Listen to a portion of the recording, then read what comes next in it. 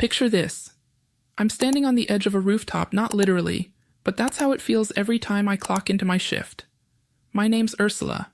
I'm 32, and life right now is a tightrope walk between chaos and collapse. I've been married to Daniel for 6 years. He's 35, an accountant with a penchant for spreadsheets over spontaneity. A man who craves the quiet of routine while I thrive in the storm.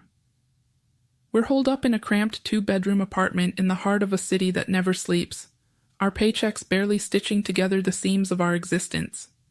Rent's due, bills pile up, and every month is a gamble we somehow keep winning, even if just by a hair. My escape, my battlefield, is Neon Pulse, a downtown nightclub where I sling drinks and dodge wandering hands until the sun creeps over the horizon.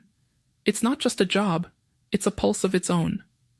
The strobe lights slash through the dark like lightning, painting sweaty faces in neon blues and pinks. The bass thumps so hard it rattles your bones, vibrating through the sticky floor and up into your chest. The air's thick with the scent of cheap perfume, spilled booze, and something primal. Desperation, maybe, or desire. Laughter cuts through the noise, sharp and slurred, as bodies press too close, hands linger too long, and I'm right in the middle of it, weaving through the crowd with a tray balanced on one hip. I love it though, the rush, the raw energy, the way every night feels like a high-stakes game. And the tips? They're a lifeline. Generous enough to keep us afloat, even if I have to smile through gritted teeth at some of the sleaze that comes with them. Daniel, though, he despises it. He's got this idea that Neon Pulse is some den of sin, a dangerous pit I'm too naive to escape. Get a respectable job, he grumbles, his voice low and bitter, like I'm tarnishing his precious image by working there. I shrug it off. The money's too good, and frankly, I'm not about to trade this electric chaos for a soul-sucking desk gig just to make him feel better. But lately, his words cut deeper. Something's shifted between us, and it's not just his usual complaints. A week ago, something happened, something I can't wrap my head around yet, and now we're barely speaking. He's taken to sleeping in the guest room, the door slammed shut like a fortress wall. He won't look at me, won't talk to me, just mutters venom under his breath, names that sting worse than any stranger's leer at the club. Irresponsible. Reckless. Worse. I don't even know where it's coming from. I keep replaying every moment, every word, and I swear I didn't do anything wrong. Or did I? The doubt gnaws at me, but I'm staring into the cracked mirror of our tiny bathroom, the fluorescent light flickering above me as I get ready for another Wednesday night at Neon Pulse. My black uniform clings to me like a second skin, the fabric so tight it might as well be painted on. I swipe bold red lipstick across my lips, the color a stark contrast to the exhaustion in my eyes. My hands move quick, tying my hair back into a sleek ponytail, every motion practiced and automatic. From the corner of my eye, I catch Daniel on the couch, his arms crossed, his jaw tight. He doesn't say a word at first, just watches me with that heavy, disapproving stare that's become all too familiar lately. I can feel the weight of his judgment pressing down on me, thicker than the humid air in this cramped apartment. Finally, he breaks the silence, his voice low and edged with frustration. Ursula, you don't have to keep doing this. Quit. Find something else. Please. It's the 100th time he's said it, maybe more, and I'm already bristling before he finishes. I spin around, my hands on my hips, and snap back. We need the money, Daniel. Rent doesn't pay itself, and neither do the bills piling up on the counter. You know that his eyes narrow, but he doesn't argue. He just looks away, muttering something under his breath I can't quite catch, though I'm sure it's nothing kind. I grab my purse and head for the door, the tension between us lingering like a bad smell I can't shake off. By the time I get to Neon Pulse, it's just past 10 p.m., and the club is already a living, breathing beast. The music hits me like a physical force as I step inside, the bass pounding through my chest, the lights flashing in a dizzying rhythm. The crowd is a sea of bodies, moving and grinding, their shouts and laughter barely audible over the relentless beat. I weave my way behind the bar, tying an apron around my waist, and dive straight into the chaos. Drink orders come at me like bullets. Whiskey sours, vodka tonics, cheap beers for the rowdy guys in the corner. I flash smiles, lean in just a little closer than necessary, letting my charm do the work for those extra tips. "Looking good tonight, sweetheart," one guy slurs, his hand brushing mine a little too long as I hand him his drink. I laugh it off, pulling back with a playful wink, even as I sidestep another pair of hands that get too bold. It's all part of the game, keeping that professional grin plastered on while dodging the nonsense that comes with the territory. Hours blur together, and I'm in the zone, balancing trays, pouring shots, and pocketing crumpled bills. During a rare lull, I slip over to the bar where Mia, my coworker and lifeline, is shaking up a cocktail. She's 28, with a sharp tongue and a knack for spotting trouble before it even walks through the door. Mia gives me a quick nod, her eyes scanning the crowd as she pours a vibrant blue drink into a glass. I'm about to vent about Daniel's latest lecture when a group of 4 sharply dressed men catches my attention from across the room. They've been at a VIP table for a while now, tossing back drinks and laughing louder than the music. One of them, a tall guy with a commanding presence, waves me over with a grin that's equal parts charm and danger. I can feel Mia's gaze on me as I head their way, tray in hand, ready to play the part I've perfected over countless nights. I'm standing at their table now, and the tall guy introduces himself as Victor. His voice is smooth, like he's used to getting what he wants without much effort. The others, Marcus, Leon, and Theo, nod in turn, their eyes appraising me in a way that makes my skin prickle, though I keep my smile steady. They order another round of top-shelf whiskey, and I hustle to get it, feeling their stares linger as I walk away. When I return, Victor's grin widens, and he slips a crisp 100 into my hand as a tip, his fingers brushing mine just a little too deliberately. "You're good at this," he says, his tone suggestive, but I just laugh it off, used to comments like that in a place like this. A few rounds later, the club's energy is still electric, but my feet are aching, and the night's starting to wear on me.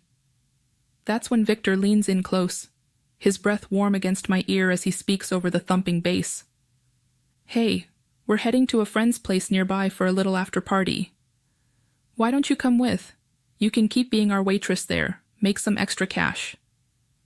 His words are casual, almost playful, but there's an undercurrent I can't quite place. My gut twists for a moment, a quiet voice in my head screaming to say no, to stay behind the bar where it's safe. But then I think about the bills stacked on our kitchen counter, the way Daniel's been looking at me like I'm the problem, and the allure of that extra money, combined with their polished charm, starts to drown out the warning bells. I hesitate, biting my lip, before nodding slowly. "Sure, why not?" I say, the words feeling heavier than they should. I find Mia near the bar, wiping down a spill, and tell her I need her to cover the rest of my shift. She raises an eyebrow, her expression skeptical as she glances over at Victor and his crew. "Be careful, Ursula," she whispers, her voice low and urgent. "Those guys, they've got a vibe I don't trust." I wave her off with a forced smile, pretending I've got it under control, even though her words stick to me like glue. I grab my jacket from the back, my heart thumping a little faster now, and follow the men out of Neon Pulse into the cool night air. Their sleek black SUV is waiting curbside, all polished chrome and tinted windows, and I slide into the backseat beside Marcus, the leather cold against my skin. Excitement and nerves tangle in my chest as we pull away, the city streets quiet and shadowy outside the window. I try to make small talk, asking where we're headed, but their answers are vague, their laughter filling the car instead of real responses. We pull up to a sprawling mansion on the outskirts of town, the kind of place I've only ever seen in movies. The driveway winds through manicured lawns, and the house itself looms like a palace. Marble steps leading to towering double doors, windows glowing with warm light. Inside, it's even more unreal. Marble floors stretch endlessly underfoot, reflecting the shimmer of crystal chandeliers overhead. A massive living room opens up before us, complete with a fully stocked bar that puts Neon Pulse to shame. Plush velvet couches are scattered around, and the air smells faintly of expensive cologne and aged whiskey. The men seem to relax instantly, shedding their jackets and loosening ties as they sprawl out, gesturing for me to join them. I'm sitting now in this opulent living room of the mansion, the kind of place that makes you feel small and out of place no matter how confident you are. The velvet couch beneath me is softer than anything I've ever touched, almost swallowing me whole as I perch on the edge, my hands trembling around the phone I'm clutching like a lifeline. Around me, Victor, Marcus, Leon, and Theo are sprawled out like they own the world, their laughter echoing off the high ceilings as they sip whiskey from crystal tumblers that catch the light just so. The amber liquid glints with every tilt of their glasses, and the air is heavy with the smoky scent of it, mingling with their cologne. They're watching me, their eyes sharp and predatory, like they're waiting for a show to start, and I'm the main act. My heart's hammering in my chest, a wild rhythm that outpaces even the bass at Neon Pulse. My thoughts are a tangled mess, racing in circles as I stare down at the dark screen of my phone. Part of me wants to bury this night, to lock it away in some hidden corner of my mind and never let it see the light of day. I could just go home, pretend none of this ever happened, and hope Daniel never finds out. But there's another part of me, a darker, more reckless side, that feels almost compelled to follow through with what they've asked. It's like I need to prove something, maybe to them, maybe to myself, that I'm not just some struggling bartender scraping by, that I can play in their world, even if just for a night. Their twisted request hangs over me like a storm cloud, and I can't shake the feeling that I'm teetering on the edge of something I can't come back from. Victor leans over, his smirk cutting through the haze of my thoughts as he hands me another drink. The glass is cold against my palm, the whiskey inside shimmering like liquid gold. "Let's see how your man reacts," he says, his voice low and taunting, like he's daring me to cross a line I didn't even know existed until now. His words send a shiver down my spine, but I force a weak smile, taking a sip to steady myself. The burn of the alcohol does little to calm the storm inside me. I glance at the others, their grins mirroring Victor's, and I know they're all in on this, feeding off the tension like it's a game. My fingers hover over the phone, hesitating. I decide to make it a video call, thinking somehow it'll be easier to explain if Daniel can see my face, if he can read the regret in my eyes. Deep down, though, I know it's a terrible idea. Seeing me here, in this place, with these men, it's only going to make things worse. But I'm in too deep now, and there's no turning back. I check the time. 7 a.m. Daniel will be awake, probably getting ready for work. His routine as predictable as the sunrise. My thumb hovers over his name in my contacts, my breath shallow as I press down. The phone rings, each tone stretching out like an eternity, and my stomach twists into knots.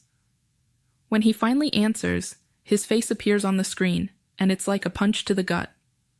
He looks tired, his eyes heavy with the weight of early mornings and unspoken grudges, sitting at our worn-out kitchen table with a steaming cup of coffee in hand.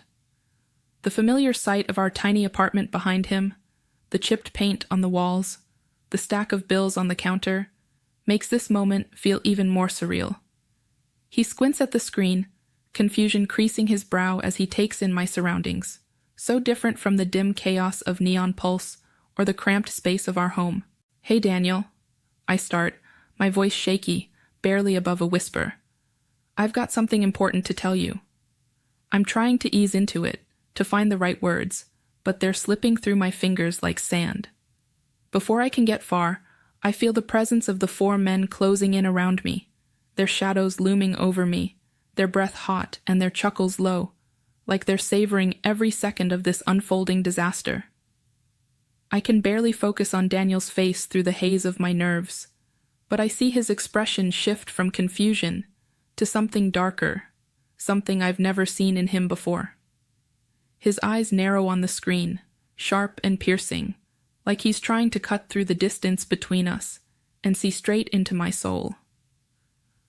"Ursula, where the hell are you?" he demands, his voice low at first, but there's an edge to it, a storm brewing just beneath the surface. I open my mouth to answer, to explain, But the words choke in my throat as Victor lets out a deliberate mocking laugh right beside me, loud enough for Daniel to hear. I stammer, "Daniel, listen, I can explain. It's not what it looks like. But before I can get another word out, his voice rises, slicing through mine like a blade. Explain? Explain what, Ursula? That you're in some fancy place with a bunch of guys at 7 in the morning? That you've betrayed me in the worst way imaginable?" His accusation hits me like a physical blow, knocking the air out of my lungs. I try to interrupt again, my voice desperate, cracking under the weight of my guilt. "No, it's not like that. It was just a job, just money, I swear." But he cuts me off, his shout echoing through the phone's tiny speaker, so loud it makes me flinch. "Money? You think that excuses this? You've humiliated me, Ursula. You've made a fool out of me in front of whoever's there with you." His words are raw, jagged, tearing at me with every syllable, and then he unleashes a string of names I've never heard from him before. Harsh, venomous labels that brand me as something cheap, something disposable. Each one lands like a slap, stinging worse than the last. Because this is Daniel, the man who's always been my rock, even when we fought. I've heard worse from strangers at the club, but coming from him, it's a different kind of pain, deep and personal, like he's reached into my chest and twisted something vital. My vision blurs with unshed tears, but I can't look away from the screen, can't escape the fury in his eyes. Around me, the men burst into laughter, their guffaws bouncing off the marble walls of this gaudy mansion, feeding off the drama like it's their personal entertainment. Victor slaps his knee, Marcus lets out a whistle, and their amusement only fuels Daniel's rage. I see his face contort with disgust, his lip curling as if he can't stand the sight of me anymore, and then, without another word, he slams his phone down. The screen goes black with a jarring finality, leaving me staring at nothing but my own distorted reflection in the dark glass. I sit there, stunned, the phone still clutched in my trembling hand, feeling like the ground has dropped out from under me. The reality of what I've done crashes over me in waves, each one heavier than the last. I've hurt him, really hurt him, in a way I can't take back. Shame burns through me, hot and suffocating, because I know I've crossed a line, shattered something between us that might never be repaired. But there's this stubborn flicker of defiance in me too, this ugly little voice whispering that the money made it worth it, that we needed it, that I had no choice. I hate that part of myself right now, but it's there, clawing at the edges of my guilt, refusing to let me drown in it completely.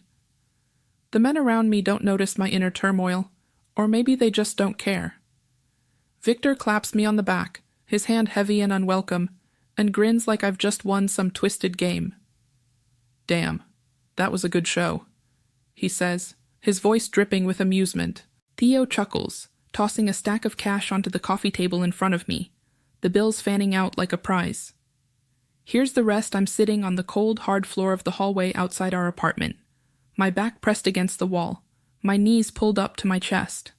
The dim fluorescent light above flickers every few seconds, casting jittery shadows across the peeling paint. It's been hours since I got back from that cursed mansion, hours since that devastating call with Daniel ended with the screen going black.